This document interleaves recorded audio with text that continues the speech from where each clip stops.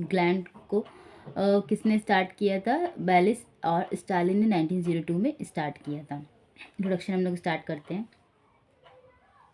The endocrine system consists of glands secreting hormones essential for maintenance of homeostatic throughout the body.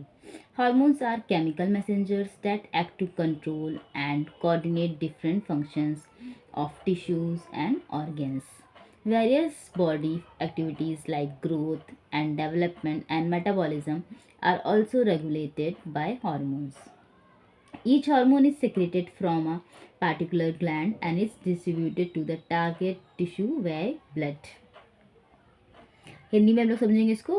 तो परिचय, अंतरास्रावी तंत्र में पूरे शरीर में होम्योस्टेसिस के रखरखाव के लिए आवश्यक हार्मोन प्रभावित करने वाली ग्रंथियां होती हैं। हार्मोन रासायनिक संदेशवाहक होते हैं जो ऊतक और अंगों के विभिन्न कार्यों को नियंत्रित करने और समन्वय करने के लिए कार्य करते हैं।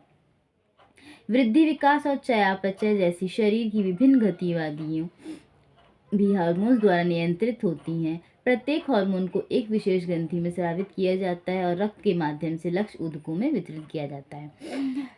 एंडोक्राइन सिस्टम जो है उसके फादर ऑफ कॉर्निस के फादर किसने सबसे पहले फर्स्ट इन्वेंट किया था? उसको थॉमस एडिसन ने।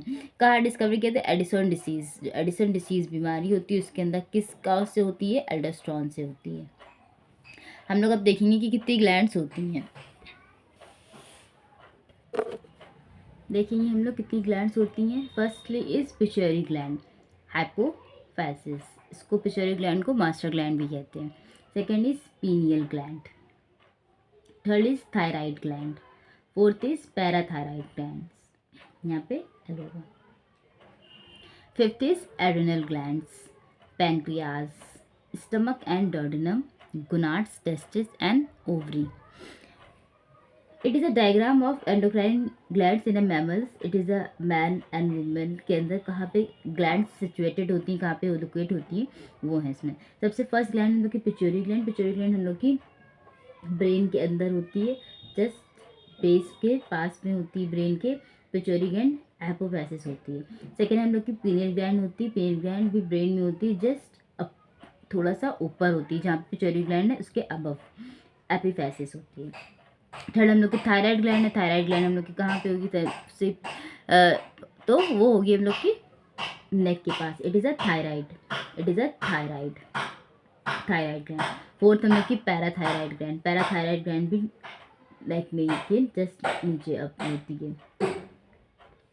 फिफ्थ इज एड्रिनल ग्लैंड, हम लोग की फिफ्थ है हम लोग की adrenal gland.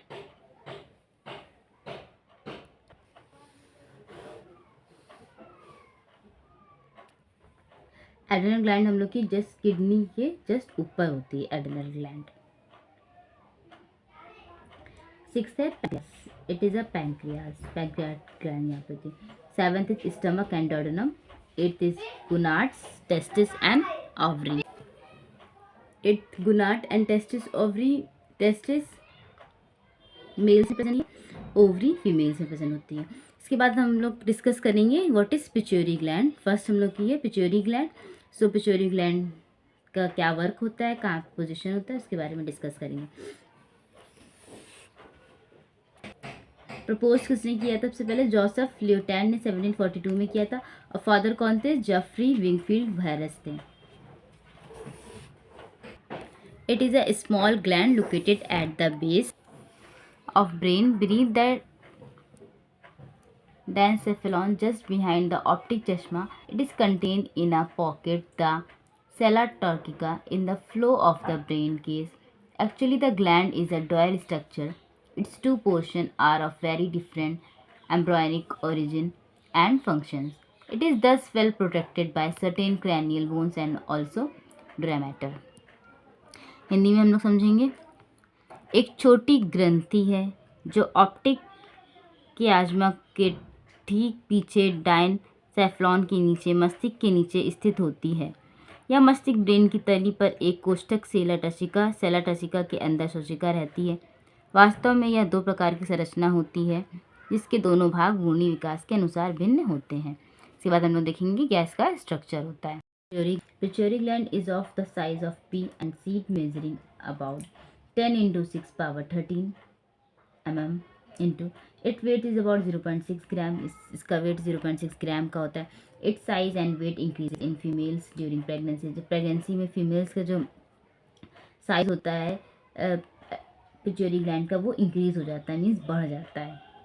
And decrease in old age, और जैसे एज इंक्रीज होती है, मतलब एज ज़्यादा हो जाती है, इस हिसाब से डिक्रीज भी कम हो जाता है. It secrete a number of hormones, अलग अलग तरह के हार्मोन्स करता है. Regulate the function of other endocrine gland, और अदर एंडोक्राइन सिस्टम ग्लैंड का फंक्शन करती है. For this reason the pituitary और हाइपोफिसिस इज मास्टर. इसी रीजन से जो हम लोग पिट्यूटरी ग्लैंड है और हाइपोफिसिस जिसको कहते हैं उसको मास्टर ग्लैंड्स कहते हैं. कौन कौन से पिट्यूटरी ग्लैंड से, पहले एड्रेनो हाइपोफिसिस कंपोनेंट होते हैं और न्यूरो हाइपोफिसिस कंपोनेंट तो देखेंगे हम लोग. पहले इसको हम लोग हिंदी में समझेंगे कि हिंदी में किस तरह का होता है. ये